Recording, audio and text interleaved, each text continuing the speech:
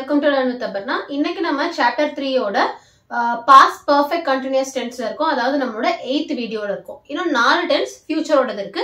இதுக்கு முன்னாடி 7 tense பார்த்திருக்கோம். அதுல ஏதோ மிஸ் பண்ணிருந்தீங்கன்னா அதை கண்டிப்பா பார்த்துட்டு இந்த வீடியோக்கு வாங்க. சேனல் இன்னும் சப்ஸ்கிரைப் பண்ண வந்து சப்ஸ்கிரைப் பண்ணிட்டு பெல் ஐகான் பிரஸ் பண்ணனா பண்ணிடுங்க. வீடியோ பிடிச்சிருந்தா கண்டிப்பா லைக் பண்ணுங்க. அப்பதான் நிறைய பேர்கிட்ட யூடியூப் கொண்டு போய் சேர்க்கும். ஓகேங்களா? யூடியூப் சேர்க்கறது ஒரு பக்கம், உங்களுக்குமே உங்க ஃப்ரெண்ட்ஸ்க்கோ உங்க கலீக்ஸ்க்கோ உங்களுக்கு தெரிஞ்சவங்களுக்கோ இது ரொம்ப யூஸ்ஃபுல்லா இருக்கும் அப்படின்னு நினைச்சீங்கன்னா அவங்க கிட்ட கொண்டு போய் சேருங்க. ஸோ இது பார்க்கறதுக்கு வயது வரும் எதுவும் இல்லை, எல்லா வயதினருக்கும் புரியக்கூடிய வகையில தான் இருக்கும் நம்ம வீடியோஸ். ஸோ எல்லாருக்குமே கொண்டு போய் சேருங்க. Okay, past perfect continuous tense. Past perfect continuous டென்ஸ்னா நேற்று தான் நம்ம பாஸ்ட் பர்ஃபெக்ட் டென்ஸ்னா என்னன்னு பார்த்தோம் இல்லைங்களா?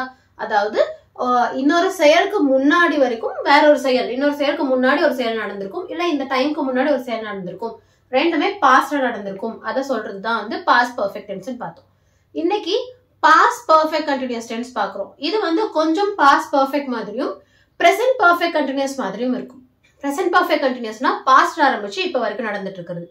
பாஸ்ட் பர்ஃபெக்ட் கண்டினியூஸ்னா பாஸ்ட்ல ஆரம்பிச்சு பாஸ்ட்லயே ஒரு குறிப்பிட்ட டைம் வரைக்குமோ இல்ல இன்னொரு செயல் ஆரம்பிக்கிறதுக்கு முன்னாடி வரைக்குமோ அது நடந்துட்டு இருந்திருக்கும். அதுதான் பாஸ்ட் பர்ஃபெக்ட் கண்டினியூஸ். எப்படி? ஒரு குறிப்பிட்ட செயல் எப்பயோ ஒண்ணு பாஸ்ட்ல ஆரம்பிச்சு பாஸ்ட்லயே இன்னொரு செயல் ஆரம்பிக்கிற வரைக்கும் அது நடந்து கொண்டிருந்திருக்கும்.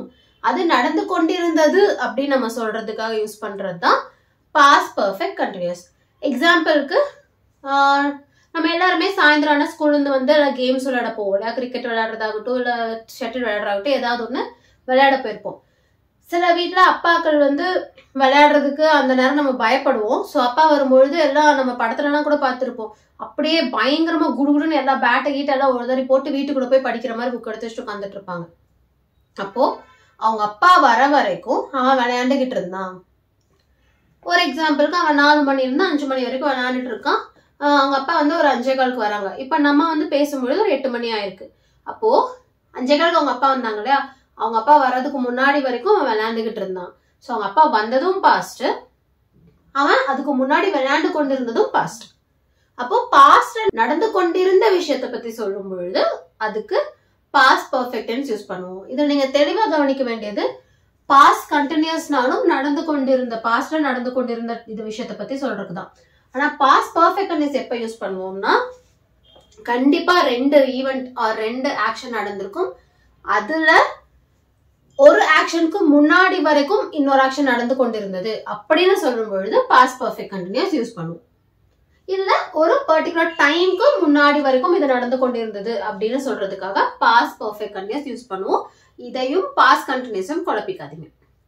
ஓகே, ஸோ டீடைல்டா போகும்பொழுது நம்மளுக்கு புரியும். ஸோ பாஸ்ட்ல 2 பர்டிகுலர் பீரியட்ல லைக் இது மேபி ஒரு 10 மணி, இது 11 மணினா இந்த 10 மணிலிருந்து 11 மணி வரைக்கும் ஏதோ ஒரு விஷயம் நடந்து கொண்டிருந்தது. இதுக்கப்புறமாவும் இன்னொரு ஆக்ஷன் நடக்கும் அப்படிங்கும் பொழுது இது ஆக்ஷன் 2, இங்க நடந்து கொண்டிருந்தது ஆக்ஷன் 1 அப்படிங்கும் பொழுது நம்ம இந்த ஆக்ஷன் 1 சொல்றதுக்காக பாஸ்ட் பர்ஃபெக்ட் கண்டினியூஸ் யூஸ் பண்ணுவோம். ஆக்ஷன் 2க்கு சிம்பிள் பாஸ்ட் டென்ஸ் யூஸ் பண்ணுவோம். அது சென்டென்ஸோ எக்ஸாம்பிள்ஸும் பார்க்கும்போது உங்களுக்கு புரியும். ஃபார்முலா பாத்தீங்கன்னா subject plus had been plus v1 ing. Subject plus had been plus v1 ing. Continuous டென்ஸ்ங்கறனால v1 ing, பர்ஃபெக்ட் டென்ஸ்ங்கறனால had. ஸோ v1 ingக்கு முன்னாடி நம்மளுக்கு ஒரு பி ஃபார்ம் தான் வரணும், அதனால பீன் வந்திருக்கு. இதை வந்து நம்ம கிராமர் பார்க்கும்போது உங்களுக்கு தெளிவா புரியும். சரிங்களா? So subject plus had been plus v1 ing, singular plural எந்த பேதமும் கிடையாது, எல்லாத்துக்குமே had been plus v1 ing தான். Okay fine. ஸோ இது மோஸ்டா காஸ் அண்ட் எஃபெக்ட் சொல்றதுக்காக நம்ம யூஸ் பண்ணுவோம். காஸ் அண்ட் எஃபெக்ட்னா இது நடந்து கொண்டிருந்ததுனால இது நடந்துச்சு. நைட் எல்லாம் கண் முழிச்சு படிச்சுட்டு இருந்ததுனால காலையில ஃபுல்லா தூங்கிட்டு இருந்தா, இல்ல நைட்டு முழுக்க கண்ணு முடிச்சு படிச்சுட்டு இருந்ததுனால காலையில லேட்டா இருந்துச்சான். Okay okay. ஸோ இப்போ எந்தெந்த சிச்சுவேஷன்ஸ்ல நம்ம யூஸ் பண்ணுவோம் அப்படின்னு பாத்தீங்கன்னா, ஃபர்ஸ்ட் சிச்சுவேஷன் பாத்தீங்கன்னா ஹேப்பனிங், அதாவது பாஸ்ட்ல நடந்து கொண்டிருந்தது. எப்போ நடந்து கொண்டிருந்தது? பாஸ்ட்ல. எக்ஸாம்பிளுக்கு போன வாரம் பூரா நம்ம மழை பெஞ்சுக்கிட்டே இருந்துச்சுன்னு வச்சுக்கோங்களேன். It had been raining all week. வாரம் பூரா மழை பெய்து கொண்டு இருந்தது. Okay fine. ஓகே, அதே போல happening in the past before another event, அதாவது இன்னொரு ஈவென்ட் ஸ்டார்ட் ஆகிறதுக்கு முன்னாடி வரைக்கும் இந்த ஈவென்ட் நடந்து கொண்டிருந்தது. ஆர் இந்த ஆக்ஷன் ஸ்டார்ட் ஆகிறதுக்கு முன்னாடி வரைக்கும் இந்த ஆக்ஷன் நடந்து கொண்டிருந்தது. another event or action. ஓகேங்களா? இப்ப எக்ஸாம்பிளுக்கு நான் ஏற்கனவே சொன்னதுதான், அப்பா வர வரைக்கும் அவங்க விளையாண்டு கொண்டிருந்தாங்க அப்படின்னா they had been playing before their father arrived. இல்ல they had been playing until their father arrived இல்லைன்னா came home. ஓகே, எதுவா இருந்தாலும். அதே போல they had been watching TV before the power went. அதாவது கரண்ட் போறதுக்கு முன்னாடி வரைக்கும் அவங்க டிவி பார்த்து கொண்டிருந்தார்கள். we had been watching TV before the power went. இப்ப கரண்ட் போறதுக்கு முன்னாடி வரைக்கும் நாங்க டிவி பார்த்துக்கிட்டு இருந்தோம். ஓகேங்களா? அடுத்தது பாத்தீங்கன்னா happening plus duration. அதாவது பாஸ்ட்ல ஒரு பர்டிகுலர் டைம், அதாவது டியூரேஷனுக்கு இது நடந்து கொண்டிருந்தது, ஒரு கால அளவு. they had been working with them for 8 years. அப்போ அவங்க கூட 8 வருஷமா அவங்க ஒர்க் பண்ணிட்டு இருந்தாங்க. இப்ப அவங்க கூட ஒர்க் பண்ணல, 8 வருஷத்துக்கு அவங்க கூட அவங்க ஒர்க் பண்ணிக்கிட்டு இருந்தாங்க. I had been writing a book for 6 months.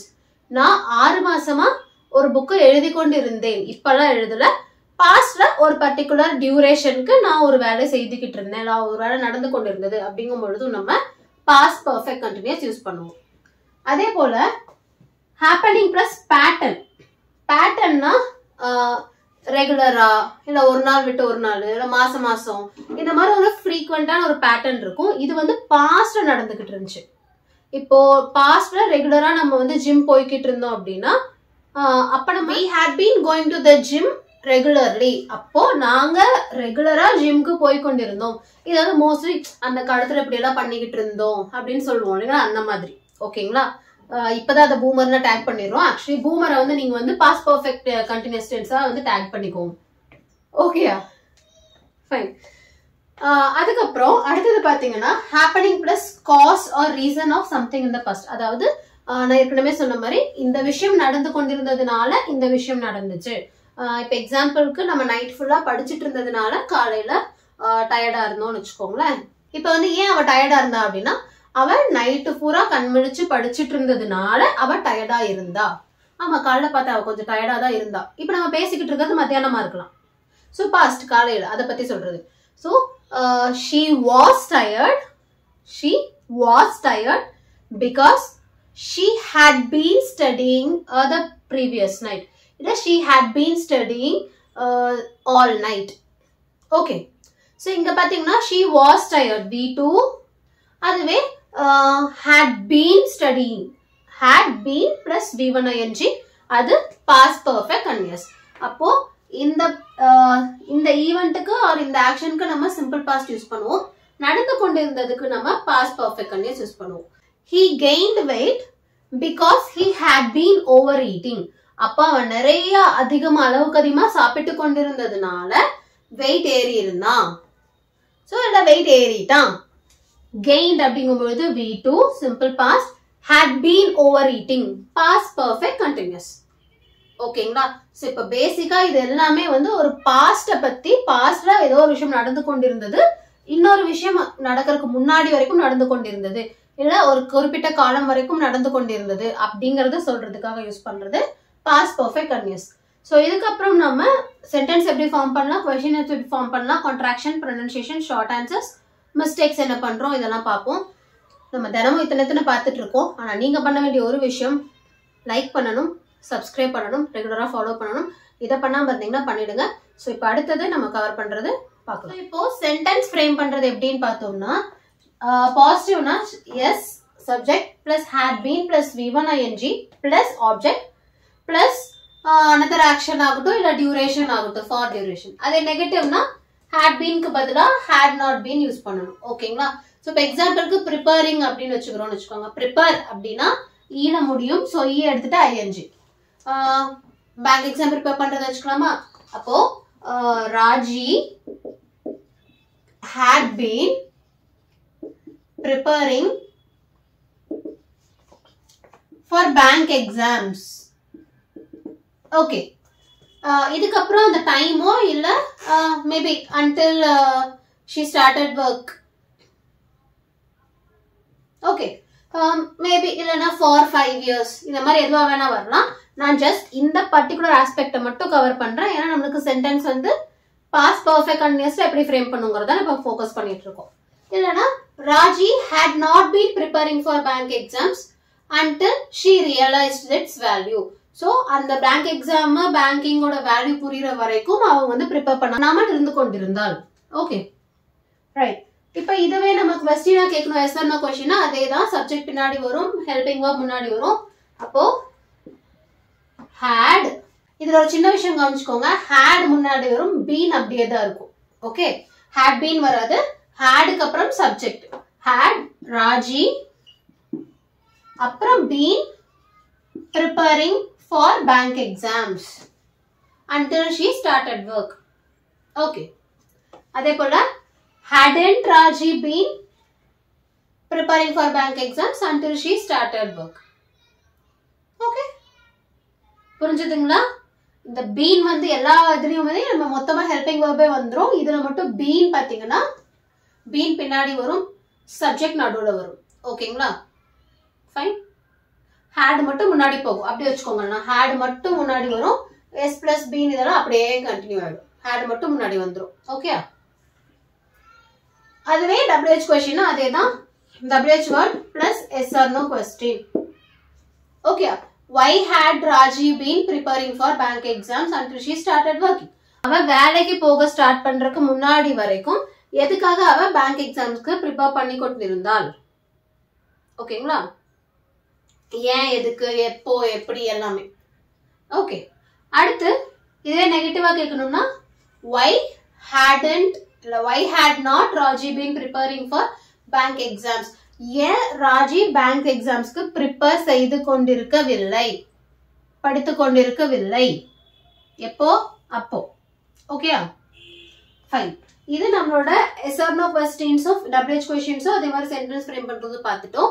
அடுத்து இப்ப நம்ம கான்ட்ராக்ட் பண்ணும்போது எப்படி பண்ணுவோம்னா நான் ஏற்கனவே சொன்ன மாதிரி had not அப்படிங்கறத நம்ம had n apostrophe t. Okay. had notங்கறத hadn't ஓக்கு பதிலா apostrophe அத வந்து எப்படி சொல்லுவோம்? hadn't. எப்படி?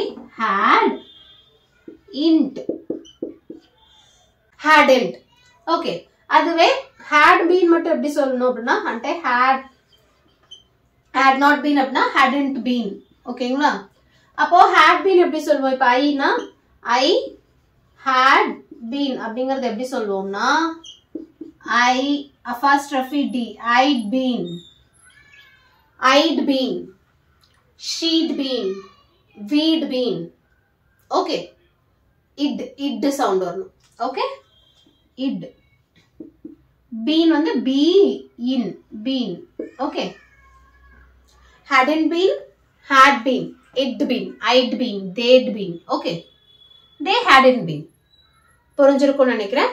அதே போல ஷார்ட் ஆன்சர்ஸ் எப்படின்னு பாத்தீங்கன்னா நம்மளுக்கு hadn't you been working there?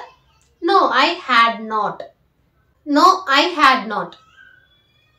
Yes, I had. So been சொல்ல வேண்டிய அவசியம் கிடையாது. had மட்டும் சொன்னால் போதும். ஐயோ கண்டினியூஸ் டென்ஸ் அதனால நான் வந்து beenும் சேர்த்து சொல்றேன் அப்படின்னா கன்ஃபியூஸ் ஆகாதீங்க. had மட்டும் சொன்னால் போதும். ஓகே? எஸ். சோ இப்போ இது உங்களுக்கு புரிஞ்சிருக்கும்னு நினைக்கிறேன். இதுக்கு அடுத்து பார்த்தோம்னா ஸ்பெல்லிங் தான். V1 ing நமக்கு ஏற்கனவே தெரியும். மோஸ்ட் ஆஃப் த V1 கூட ing சேர்த்திடலாம். அப்ப நமக்கு கேஷுவலாவே V1 ing வந்துரும். ஸ்லீப்னா ஸ்லீப்பிங், ஈட்னா ஈட்டிங் அந்த மாதிரி. அதே மாதிரி ஈல முடியறதா இருந்தா அந்த ஈயை ரிமூவ் பண்ணிட்டு ing பண்ணணும். சோ இப்போ ப்ரிப்பேர்னா ப்ரிப்பேரிங், சேஞ்ச் அப்படின்னா சேஞ்சிங், பேக் அப்படின்னா பேக்கிங் அந்த மாதிரி. ஐல முடியுதுன்னா அந்த ஐக்கு பதிலா y போட்டு ing ஆட் பண்ணும். எக்ஸாம்பிளுக்கு லை அப்படின்னா லையிங், டை அப்படின்னா டையிங். ஓகேங்களா? அடுத்து CVC கான்சனன்ட் வெர்பல் கான்சனன்ட்ல முடியுதுன்னா கடைசி கான்சனன்ட் ட்வைஸ் பிளஸ் ing. பிளான்னா பிளானிங், ஹக் அப்படின்னா ஹக்கிங். ஓகே புரிஞ்சுதுங்களா? ஓகே. சோ இப்போ இந்த டென்ஸ்ல நம்ம என்னென்ன பார்த்திருக்கோம்? ஃபர்ஸ்ட் வந்து நம்ம வந்து டென்ஸ்னா என்ன, அதோட டைம்லைன் பார்த்தோம். அதே போல எந்தெந்த சூழ்நிலை யூஸ் பண்ணுவோம், ஃபார்முலா என்ன, அதுக்கப்புறம் சூழ்நிலைக்கெல்லாம் என்னென்ன எப்படிங்கறத பார்த்தோம். அதே போல சென்டென்ஸ் ஃப்ரேம் பண்ற பார்த்தோம், क्वेश्चंस ஃப்ரேம் பண்றத பார்த்தோம். WH questions yes or no questions ரெண்டுமே, contractions, pronunciations, short answers, spelling forms எல்லாமே பார்த்தோம். இந்த ஸ்பெல்லிங் ஃபார்ம்ஸ் வந்து ரெகுலர் வெர்ப்ஸ்க்கு இர்ரெகுலர் வெர்ப்ஸ்க்கு வேர்டே டிஃபர் ஆகும். அதை நம்ம மனப்பாடம் பண்ணிக்கணும். ஓகேங்களா? ஞாபகம் வச்சுக்கணும் பேசிக்கா.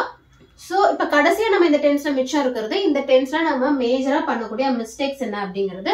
ஸோ மேஜரா இந்த டென்ஸ்ல நம்ம என்னென்ன மிஸ்டேக்ஸ் பண்ணுவோம்னா இந்த 4 தான்.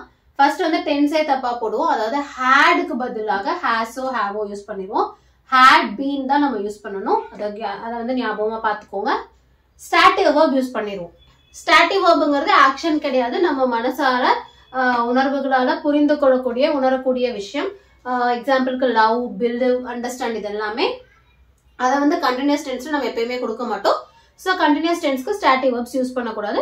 பாஸ்ட் பர்ஃபெக்ட் கண்டினியூஸ்க்கும் அதே தான். ஸ்பெல்லிங் வந்து இப்போ நம்ம ஏற்கனவே பார்த்துருக்கோம். ஸோ இந்த மாதிரி ஸ்பெல்லிங் சேஞ்சஸ்ல மிஸ்டேக் பண்ணிடுவோம்.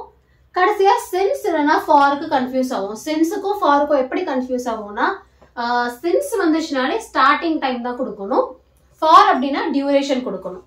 ஸோ சென்ஸ் எஸ் அப்படின்னு ஞாபகம் வச்சுக்கோங்க அப்படின்னு சொன்னேன். சென்ஸ்னா ஸ்டார்டிங் டைம், ஃபார்னா டோட்டல் டைம் டியூரேஷன் கொடுக்கணும். ஸோ எந்த டைம்ல ஸ்டார்ட் ஆகுதோ அது சென்ஸ். சென்ஸ் 2016 எவ்வளோ இதுவா இருந்துச்சோ அது வந்து டியூரேஷன், டோட்டல் டைம் வந்து ஃபார். அப்போ ஃபார் 5 years அந்த மாதிரி. ஸோ அதில் கன்ஃபியூஸ் ஆயிக்காதீங்க. மற்றபடி இந்த டென்ஸ் எனக்கு ரொம்ப ஈஸியான டென்ஸ், அதனால நம்ம வந்து ரொம்ப கன்ஃபியூஸ் ஆகிக்கிறதுக்கு எதுவுமே இல்லை.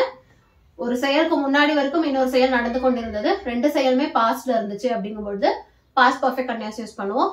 இல்லை ஒரு குறிப்பிட்ட டைமுக்கு முன்னாடி வரைக்கும் பாஸ்ட்ல ஒரு செயல் நடந்து கொண்டிருந்தது அப்படிங்கும்பொழுது நம்ம பாஸ்ட் பர்ஃபெக்ட் கண்டினியூஸ் யூஸ் பண்ணுவோம். இப்போ இதில் உங்களுக்கு எதுவும் டவுட்ஸ் இருக்குன்னா கமெண்ட்ல சொல்லுங்க, கிளாரிஃபை பண்றேன். வீடியோ பிடிச்சிருந்தா கண்டிப்பா லைக் பண்ணுங்க. நீங்க லைக் பண்றதை பொறுத்து தான் யூடியூபும் எல்லாருக்கும் கொண்டு போய் சேர்க்கும்.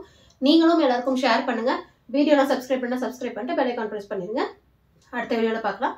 தேங்க்யூ.